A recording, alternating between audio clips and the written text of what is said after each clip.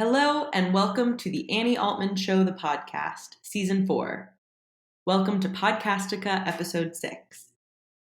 The Annie Altman Show projects are field research for the Humani, an interactive stand-up comedy musical philosophy show from the perspective of a human named Annie. Hey, it's me.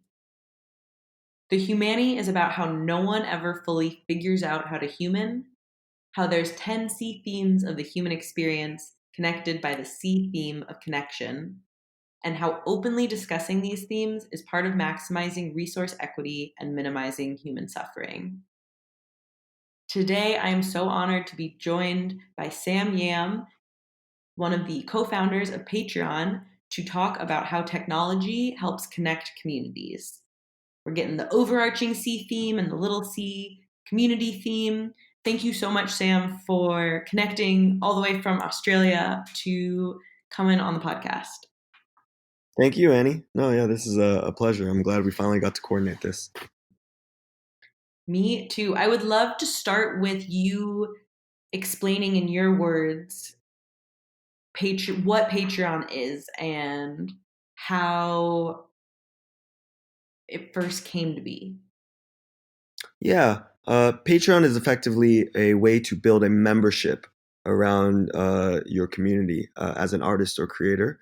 And specifically, it's for that community to be able to support you financially, such that you can, build out your career and continue to invest in your work and what you're passionate about. So originally, a lot of the premise for Patreon came from my co-founder Jack's own sort of not quite struggles, but what he saw in the YouTube space as a fairly large audience that he was able to share his work with. But when it came down to how much he would get paid for that through advertising, he would often see that he'd generate like hundreds of thousands or even millions of views on a video and end up with like $100. And so it didn't seem like a fair value to value exchange. And certainly, he looked at the amount of care and maybe love that he saw within his community, and just had faith that they would help support him on his work. It's so just the existence of Patreon as a platform gives me so much joy and excitement and curiosity about how people are shifting how they view exchange for art and exchange for all things between humans. Yeah, in particular, I think the thing we've been wrestling with for the past few years. I mean, Patreon we launched originally just with Jack and his now wife and their roommate to the world, I guess. But what we've been really wrestling with is how artists and creators should be interacting and engaging with their community, and maybe how that's been evolving over the years too.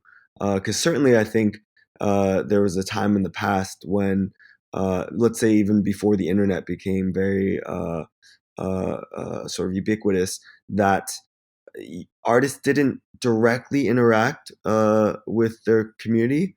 And now, especially with social media, you see this sort of constant flow of back and forth between both communities within themselves and also the artists and the community. Yeah, it creates totally new cycles that weren't there before, and then new things get created because of that, like you're saying, continued conversation. It also opens up viewing all people as people more and seeing, oh, look at, so and so celebrity's story, or look at that musician and I can see what they tweeted, at 12 p.m. on a Tuesday.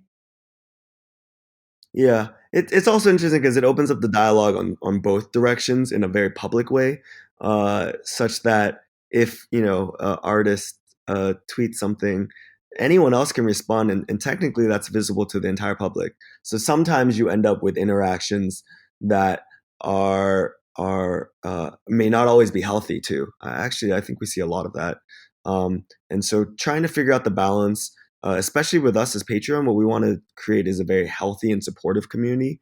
Um, not just financially, but also in a way that helps, I guess, build the work and the I guess the healthiness of the community for this artist too. Yeah. Yeah, it definitely feels that intention feels very clear, and I feel like that's part of Patreon being Patreon, is that it support and community values beyond just financial values are all taken into consideration. And I do the it's it's the best and worst thing about the internet. Like you said, that anyone can post anything, and who knows what sort of comment you could open yourself up to at any moment or have. And it's it can be too much information at times, or it's almost like we're so connected in ways that we've never been. When has that existed? Yeah, the too much information is interesting because I think what the internet has enabled is you obviously can't get everything, right?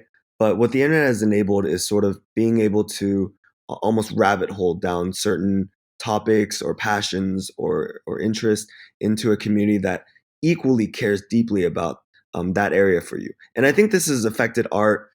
Certainly, you would have artists that didn't care about their audience in the past too. But one way this has affected like creators and artists is that no longer do you necessarily have to appeal to the widest range of users, because in the past it seemed like in order to really make art into a career, if you weren't already financially independent, would be to have art that appealed to such a large group of individuals that you could make it to the top. Whereas nowadays with the internet, your appeal may be to a much smaller subgroup of individuals, but they'll be able to find you on the internet. And if you're truly good at that work, then you can still foster a community that's willing to support you and that you can interact with. And so, in that sense, I think a lot more art and work and artists can exist and thrive, even if they aren't mass appeal types of creators. Wow, I was mouthing wow so many times during that. I had not thought of that element of what the internet has opened up as ways to help people connect and be way more specific than they have had opportunities to be before.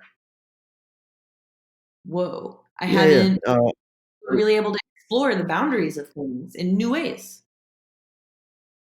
Right. I mean, we see such a wide range of creations, right? Like you'll have actually, because I'm out here in Australia, I was looking at the various creators we had out here. Um, and there's like an Australian true crime podcast that's doing really well. Although true crime podcasting is actually a fairly large segment now, I would say.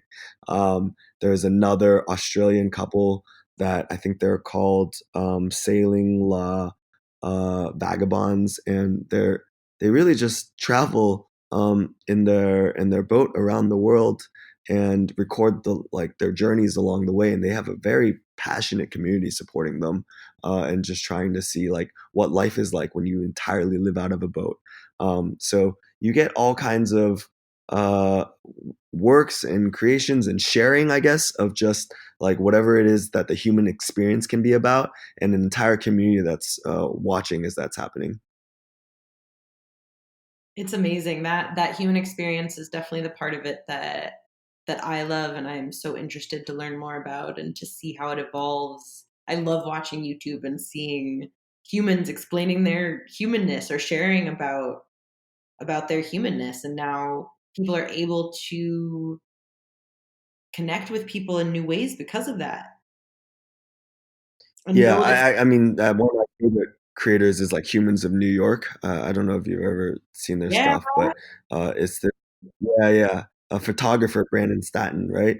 He goes around and he just takes these portraits of, I guess, anyone out there on the streets. Now it's sort of gone worldwide, even. But then as he takes these photos of individuals, he gets their life stories too and shares that with the world, and that is just like a way of building empathy to understanding what the plights or happy experiences of others are, and just getting that perspective is amazing.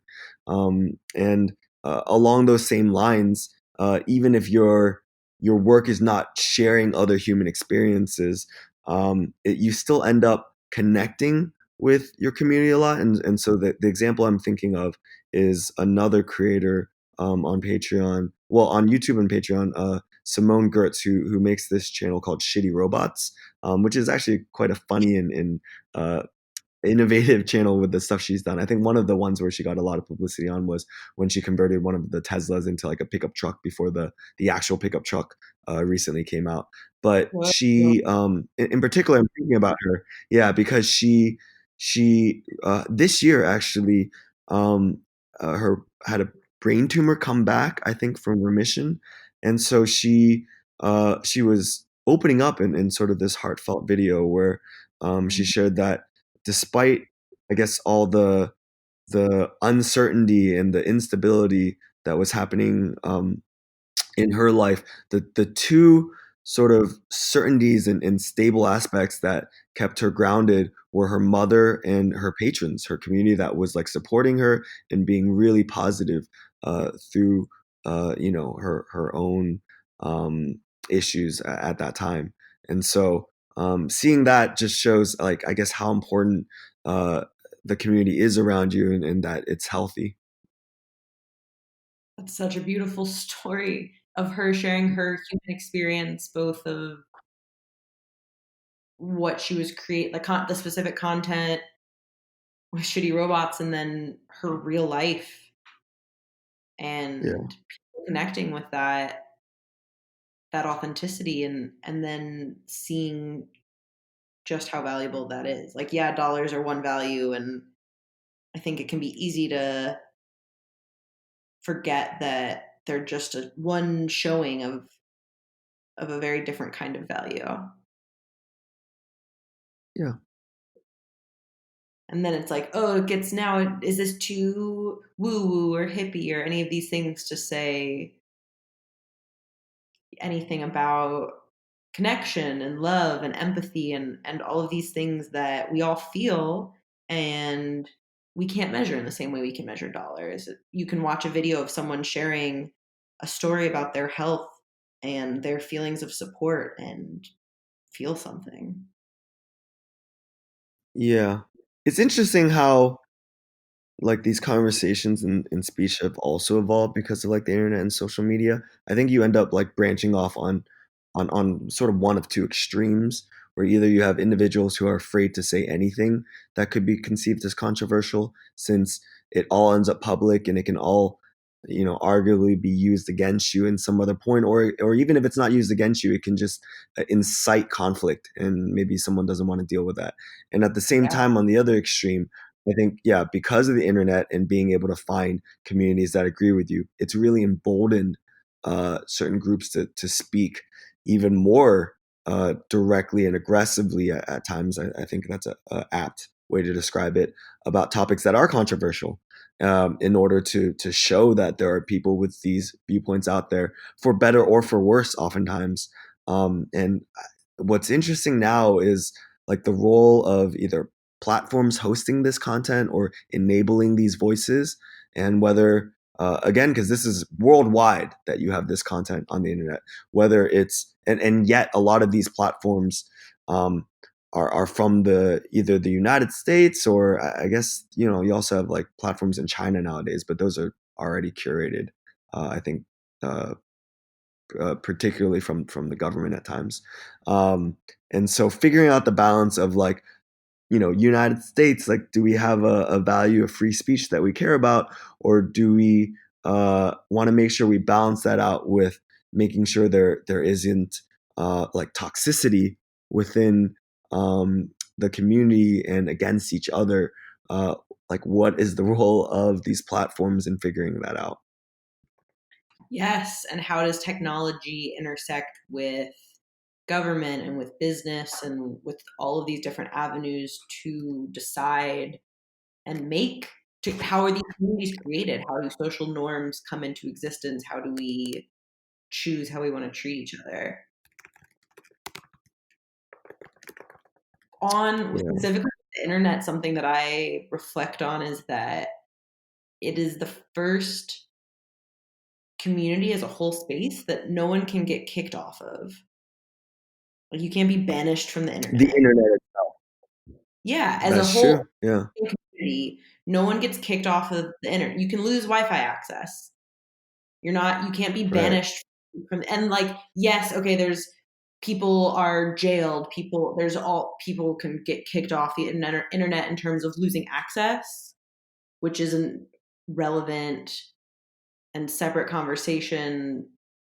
It's not. I mean, it is connected in its ways because it's all connected to what I'm getting at is that just in its existence, the internet is bringing up all Mhm. sorts of questions about how we navigate what community even means and what behaviors are and are not acceptable within communities. Yeah, I think as like the core, maybe the original vision was that the internet is the essence of like democratization, where anyone can arguably do anything, and transfer their voice across the world. However, like the what's happened is there are certain properties that have garnered, I guess, the most popularity, whether it's on social media or just companies that have grown really large like Google. And Proper- the I, question is, yeah, go for it. when I like my head went to like porn being most of the internet or things that just exploded on the internet.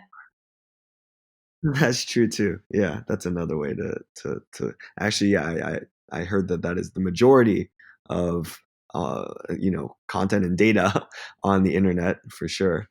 Um, But I guess the question is now, like, despite no one being able to be kicked off the internet, as you say, um, people can be kicked off the places where everyone's gathering on the internet because those are controlled by just a few very large companies or properties.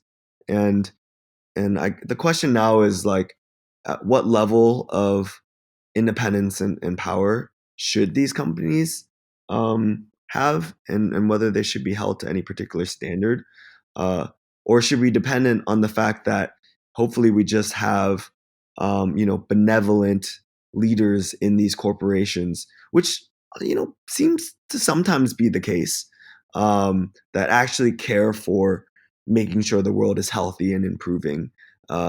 But if not, like, does the government need to intervene more? I think literally just today, the FTC said they might open up a probe into Facebook because of how they would be handling like access to their apps or their data with other apps and things like that. So more and more, it seems the world is shifting where governments don't entirely want these companies to, uh, especially those that play on the internet, to have sort of free reign over how they run their businesses. It's bringing up so many new questions and considerations that I feel like as a collective we hadn't we didn't even know were going to happen. It's to me it is in some ways lovingly forcing or making the only option to communicate about how this stuff happens and really ask some challenging questions about morals and ethics and responsibility of who gets to make decisions and when and how. And like you brought up that people can get kicked off of certain communities on the internet, and then it's like, okay, well, people can then make a separate community on the internet, and then we get to this internet version of separate but equal. Or how do we navigate what is just for everyone? And that question seems so tied to so many other questions. In fact, like almost more questions than uh, anyone could know where to begin with on, because it just seems to then bring up all social issues all at once. Yeah, I mean, at least like from my perspective, in Silicon Valley, where a good number of these companies like Google and Facebook, and Instagram, which is also just Facebook, have come up from. Um, a lot of the I guess, culture and mandate for these companies when they first emerged was rooted in this notion of just growing, right? Like, how large could you make this either network or this business?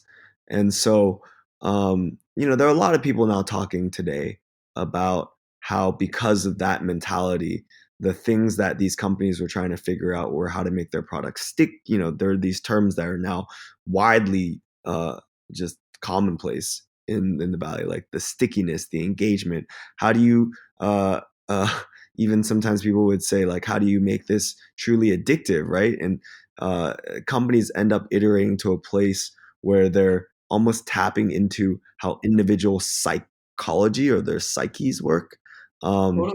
Like to like advertising. demand more. Sorry, go ahead. I'm sorry, I cut you off. I said it's like No, no, advertising. yeah.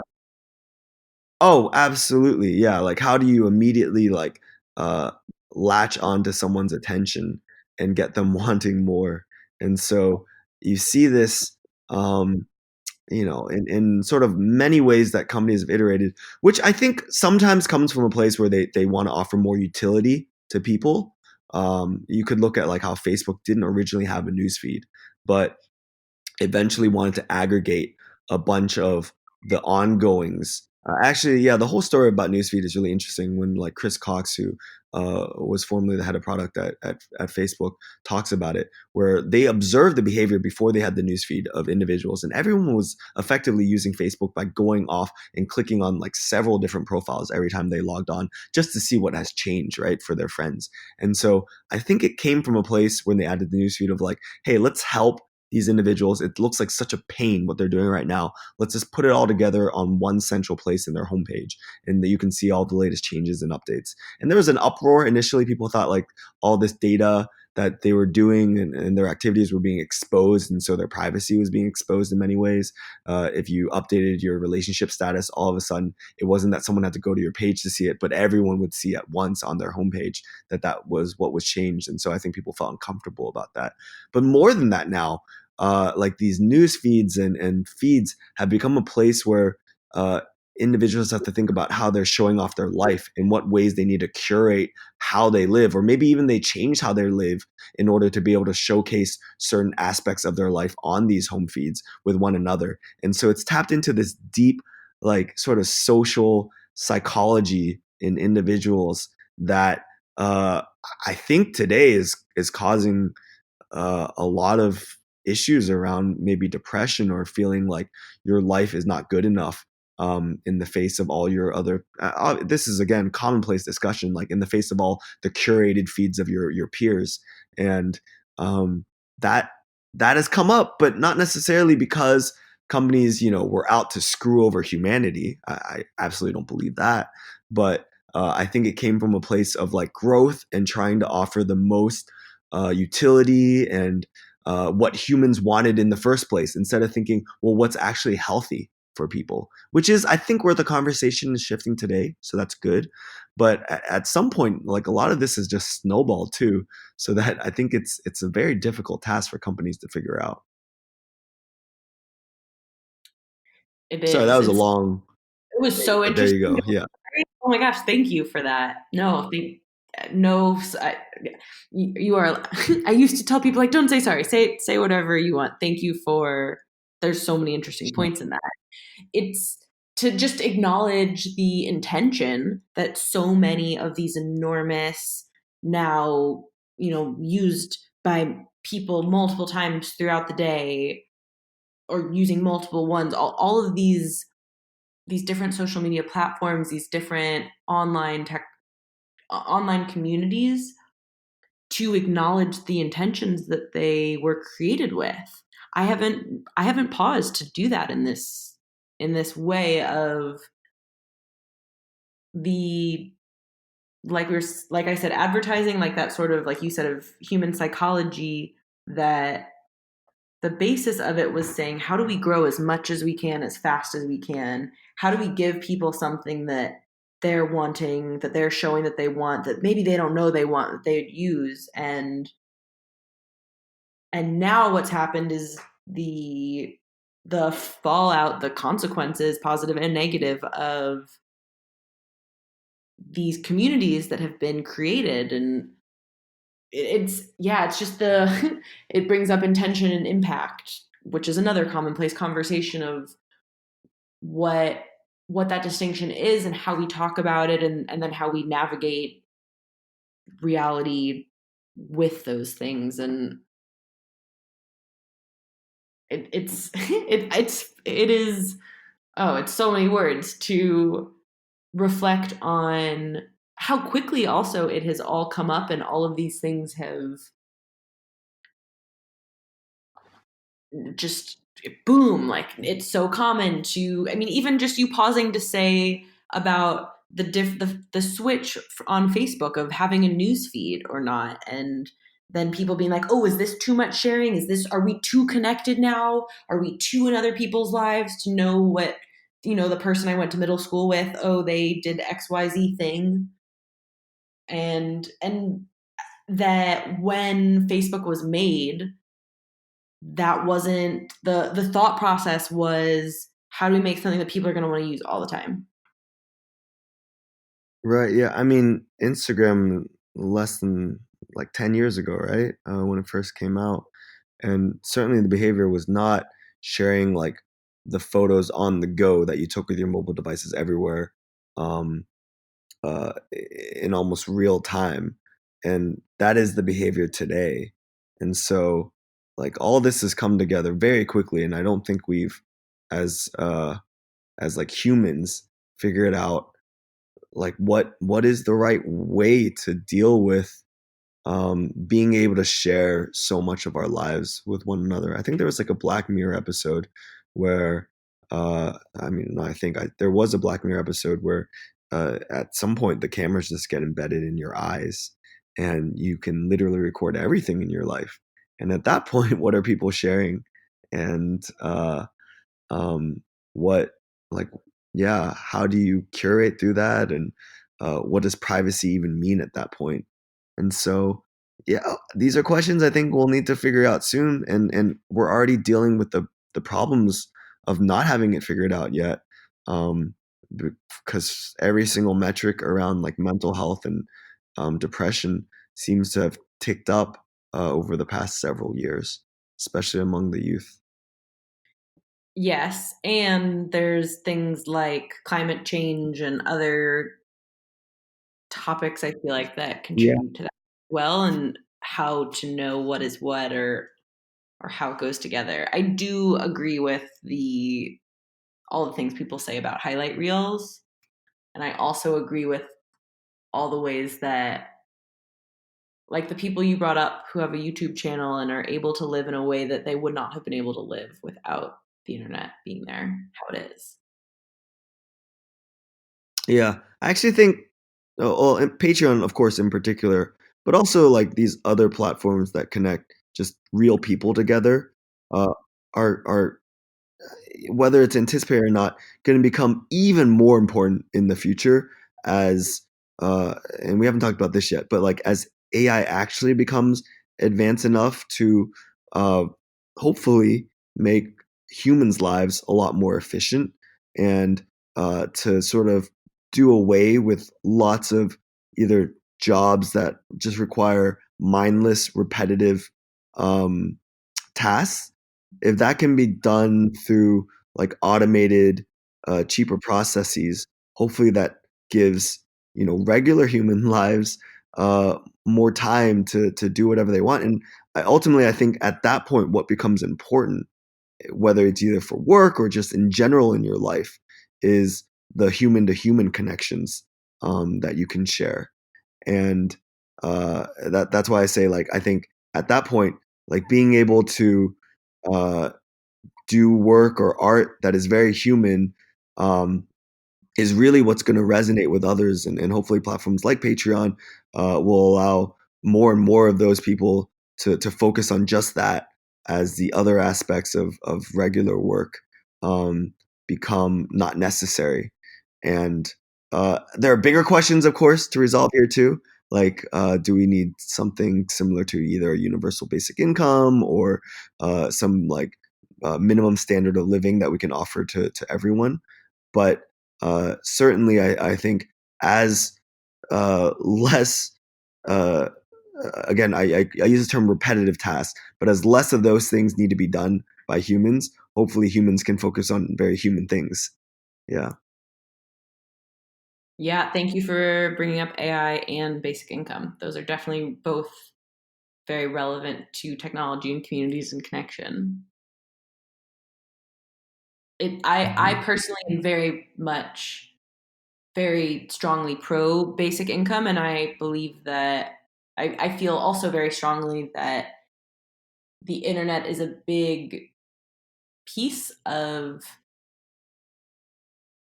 basic income actually happening in reality because of the ways that it breaks down barriers in connection.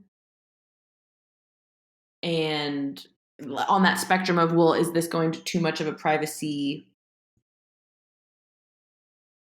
because of how it changes how, I guess what I'm getting at is, like, on the spectrum of people being overly exposed and being held accountable, I feel like the internet comes in to give people voices to talk about things like basic income and the human desire to create things and make things and the need to do that. Yeah, I think the needs of people certainly become amplified through these platforms. Um, I think you hear the needs, you also hear a lot of the anger because despite yeah, like you basically then what you do is you see how large the voice is because a lot of people will express some opinion, and then if you notice that like the leadership or your government doesn't seem to listen to that still, then it almost becomes like an affront to your life and your beliefs, and so you end up with people that get a lot more upset and angry than in the past when it wasn't clear how many others necessarily held that view that you had and how widely it was shared. And so I think that's a good thing.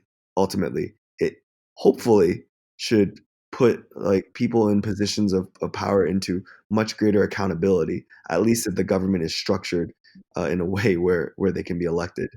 Um, Like but you said uh, about but democracy, yeah, go ahead. What's that? like you said about democracy and Yes, yeah. the internet democratizing and giving a voice to the majority. Yeah. And then what you see now, really interesting, right? Like the way things unfold almost you just wish it could do it more quickly sometimes because it's like you just see every single step of the way. But what I mean by that is the way that this whole like strong voice and then leadership like the next step that we see now, at least in human history, seems to be people that want positions of power now throw out misinformation to uh, almost mislead or confuse uh, individuals out there and you know to their benefit. And so that is another issue now that I think these platforms that allow voices for people have to figure out at at what level are they also responsible for making sure that truth is out there versus deliberate lies, right? um and I think just this notion of absolute free speech, which I think is great because like not everyone has the foresight to anticipate what is right or wrong. Like a lot of things that people thought were right in the past. Imagine if there was no free speech and you weren't allowed to express a truly correct opinion. Then then we wouldn't be able to have the well. It would be very difficult to find the conduit for like positive change over time. So I think free speech is critical. Um, and yet now people are spreading misinformation and lies, which is very bad too.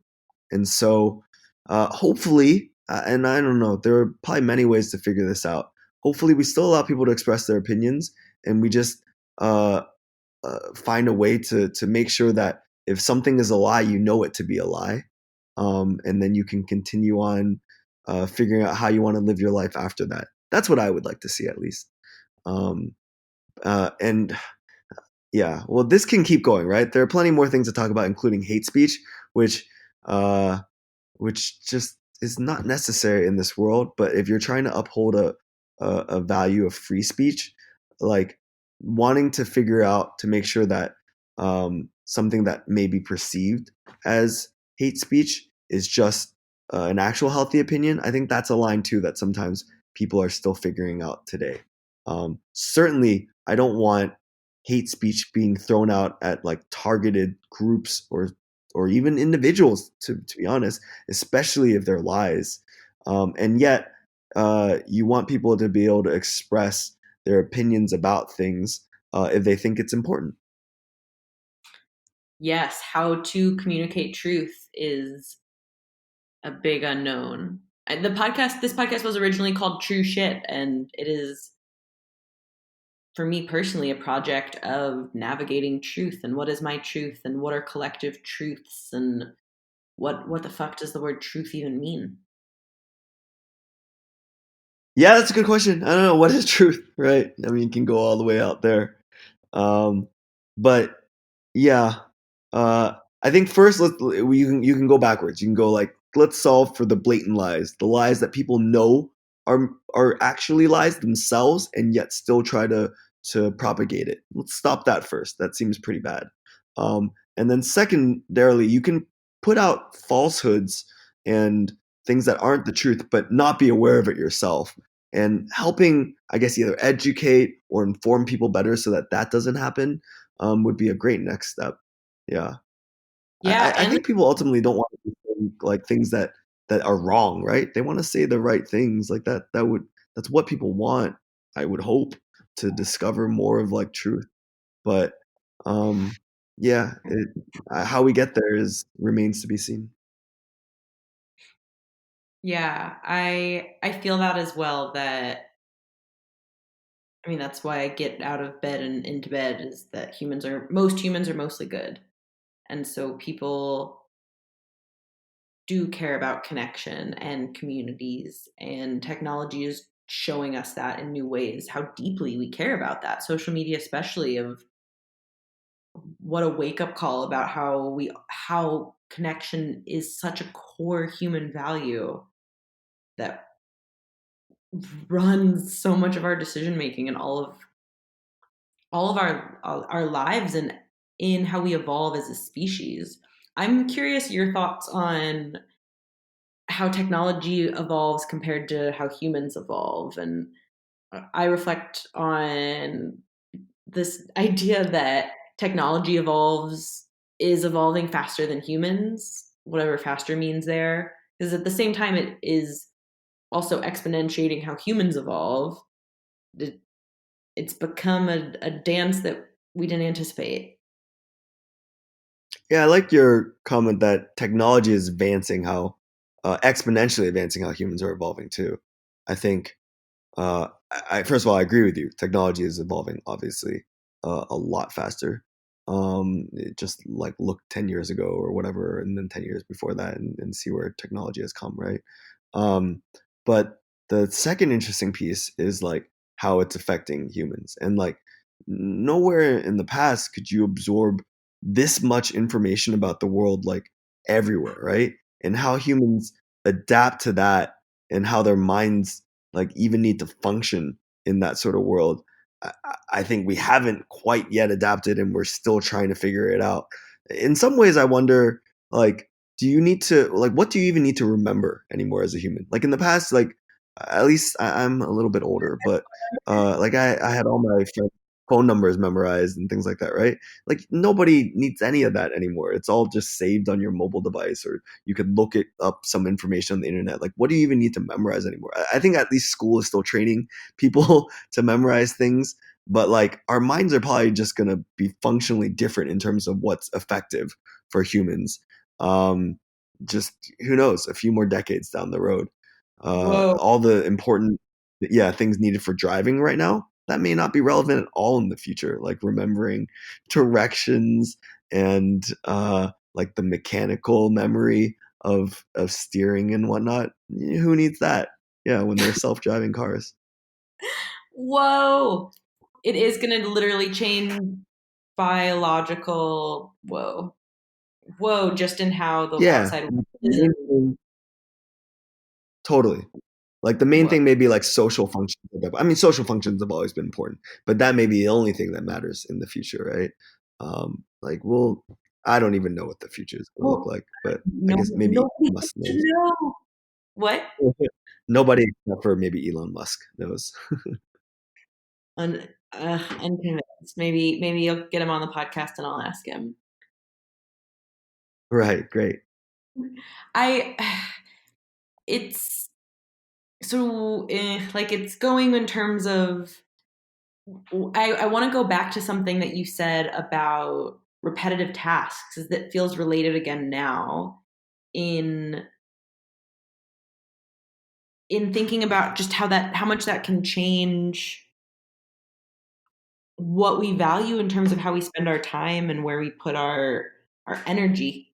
In that, when you were talking about just sort of doing mechanical tasks, I thought about cooking and my love of cooking and chopping and how specifically at times doing a repetitive task is very meditative and feels really connected to my humaning and my being in the moment instead of my looking to the future. And I wonder Yeah, I had where thoughts too. Go you ahead. go. Yeah, actually finish this.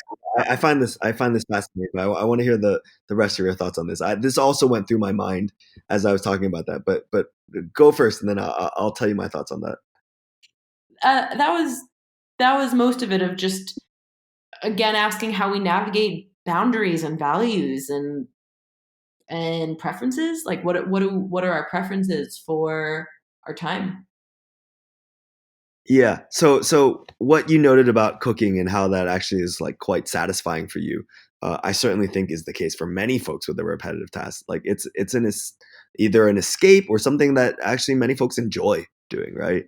And it's a place that I think you mentioned the word like meditative, um, and if those things go away because machines and AI can do it more efficiently and better, um, like what replaces that piece for humans? And I think that's why now you see a lot of these things pushing for like meditation, where you actually, without any sort of like productive outcome besides for yourself, you do a thing for an hour that helps your mind rest and feel healthier afterwards. Like these sort of things may be very important down the road, and today there's sometimes looked as silly by I think other folks, um, because uh, uh, like they seem like there's no output at the end of them versus like cooking you have food, or if you're driving a car or transporting things, like you end up doing work at least by the end of it. But here you are with nothing at the end aside from a healthier mind, which is really important. And I think people are gonna, like, as we evolve, people are gonna realize that that is very important, and there'll be a lot of focus on how we can have healthy minds, and healthy mentalities in life. Yeah, that will be the substitution for many of the repetitive tasks. I wonder though, like with cooking specifically, how many tasks will still stay because people like doing them just because they like doing them. In the same way that people like Oh yeah, meditating in silence just because they like how they feel when they do that. And even how, people yeah, having like a cooking YouTube channel or cooking shows, or the ways that we overlap doing repetitive tasks yeah. with technology connecting people doing those. Cooking is very cathartic. There's actually a channel on YouTube. I think they also have a Patreon called like Jun's Kitchen, which is this guy out in Japan with some cats. Actually, it's really cute, and he does a whole. It's super relaxing. Like you just have to watch one of these shows sometimes. Um, and he goes through the whole process of gathering the ingredients and putting them together, and then ending up with this beautiful meal at the end. And he always lets his like cat sniff every ingredient. It's just super cute. But uh, that is both a human experience. It's like like your personality and your individuality, I think, shows through how you make that meal. and the work required for it.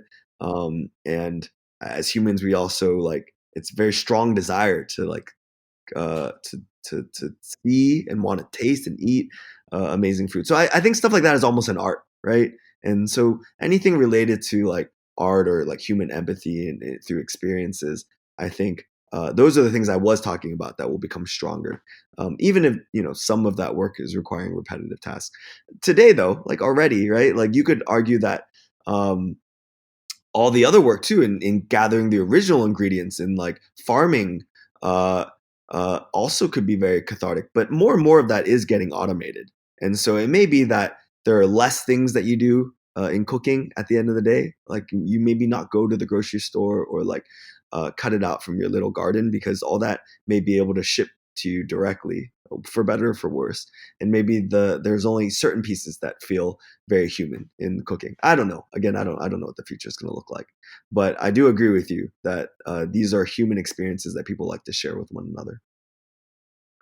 Yeah, Don't forget, cooking also, yeah, oftentimes ends up in having dinner together with people, where that you then talk together as you're sharing a meal, and so that is the essence of a very social experience. totally. It's all coming back to connection. Yeah, Whatever it is, we all want to love and be loved. yeah, I think that's right. That may be the simplicity of the human experience once your necessities of like surviving are met. Yeah, Yes, Maslow's hierarchy of needs. No, there you go. Yeah, none of this conversation could be happening without basic needs being met for us. yeah, I don't need a computer if I can't eat. Yeah.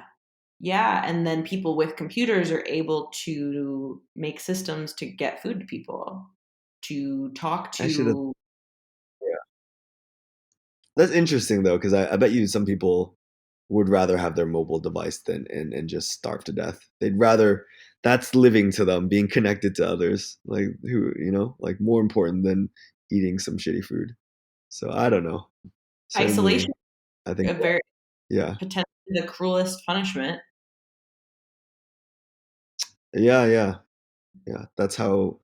Yeah, yeah, I don't want to go into jails and like their perceived role of like rehabilitation versus punishment, but certainly, when you said that, it made me think of isolation cells when people needed to be punished. And again, how we navigate community norms and what is acceptable. And then what we do, Right, like what are our systems and structures in place? Like it's all human made at the end of the day. Like humans are putting the things together both for some original piece of technology that then makes other pieces of technology, or the structures of the whole US prison industrial complex and all of it's all starting with humans and human connection, and then branching out to community and creation, and then getting explored in new ways with new, like, oh my gosh, now we have Instagram. What? right. Humaning is weird. It is a strange it is a strange time to be. It's always a strange time to be a human. Technology really seems to put an extra spotlight on that and give new ways to express that.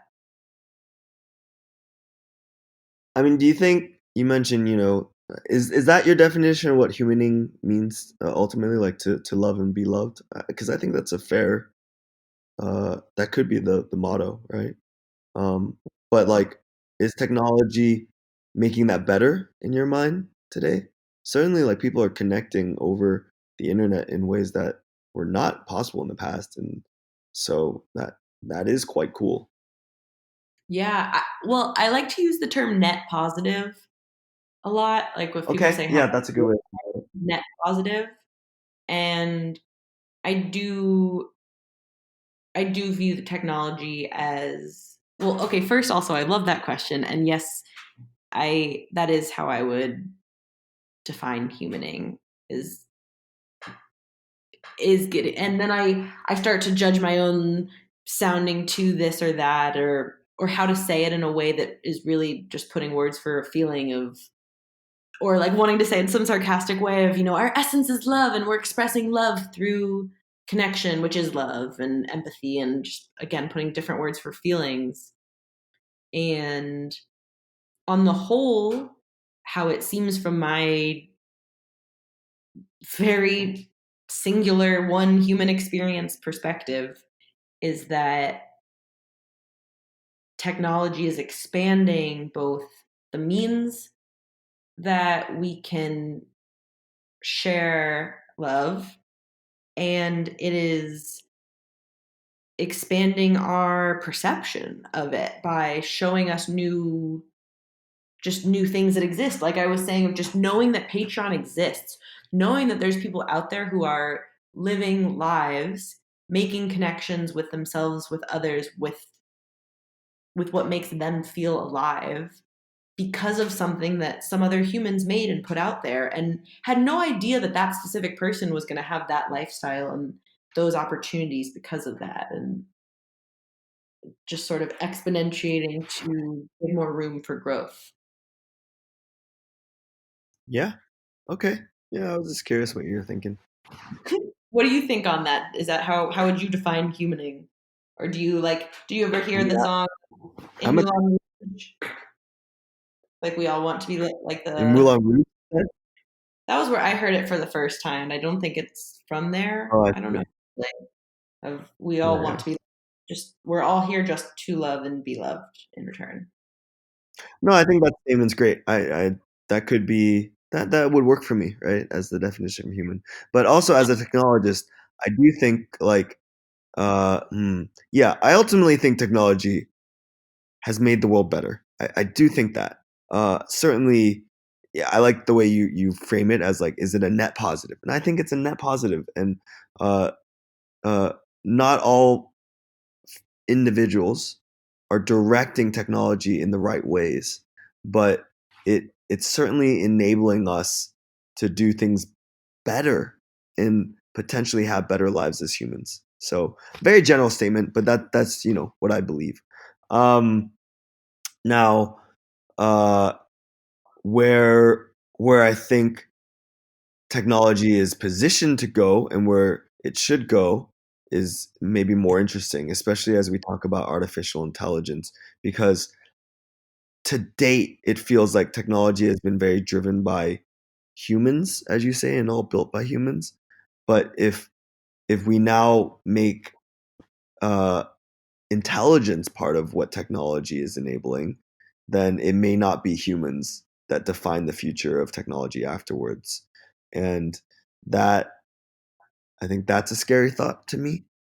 Me too. Um, and then yeah, and then the second piece that maybe happens before that is like how the human uh, brain functions uh, in this sort of technologically advanced world, in particular with how humans interact with each other. And again, very many healthy things, and we're finding some very, very, even if it's some toxic things too. I think with certain voices getting enough support where they feel uh, convicted of like very bad beliefs. Like someone can get tunneled into the rabbit hole of a very bad idea to begin with. Um, and hopefully we figure out how we can use technology to actually solve that versus enabling it right now. But then also the whole mental health and depression and all that stuff. Uh, I think, um, yeah, we as humans need to figure out and steer technology in the right direction. Yeah, those are two really important where we see it. And also that consideration of how technology is a tool for humans rather than the other way around. Yeah. That got real, really extra real. It is once it gets to that meta level of technology making technology, then maybe it's a different word. Community is this human, to me, a word very rooted in humanness. And so how does that change as technology changes? Yeah, humanity indeed is also very rooted in humanness. Yeah, What is? just humanity. Yeah, Oh, the word humanity. yeah. And humanity implies, I think, like empathy and moral. It can, right, imply. It's just the human experience, I guess. But like, oftentimes I think we use in the context of like, are we as humans doing what's right and what's good for each other? Yeah. Yeah. And how do we know what that is? And how do we begin to correct for when we do things that are not right? Because that will happen also. That has happened throughout Hmm. history. Right. We just keep having new technological ways to study things.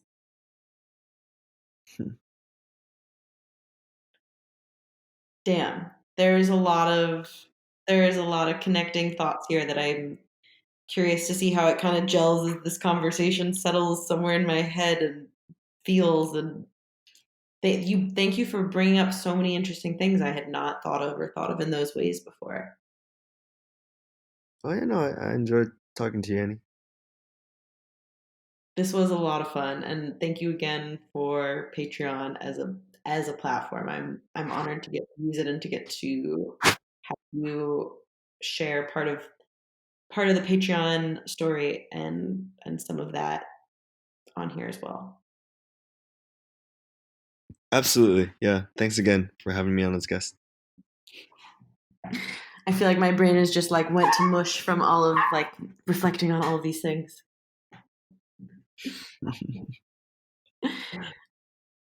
Thank you so much for tuning in, and thanks for being you. Hey, thanks for sticking around till the end. Please check out the AnnieAltmanShow.com and also patreon.com/the Annie Altman Show if you're able and interested in donating $1 or more per month to these projects. Non-dollar ways to share value includes and is not limited to sharing anything, the podcast, any YouTube video, any blog post, any social media account, subscribing, following anywhere, rating or reviewing anything, sending any feedback or ideas, and or connecting me with people for the podcast or other projects you feel would enjoy this work. In my opinion, word of mouth is the only quote real advertising, so here I am using words from my mouth.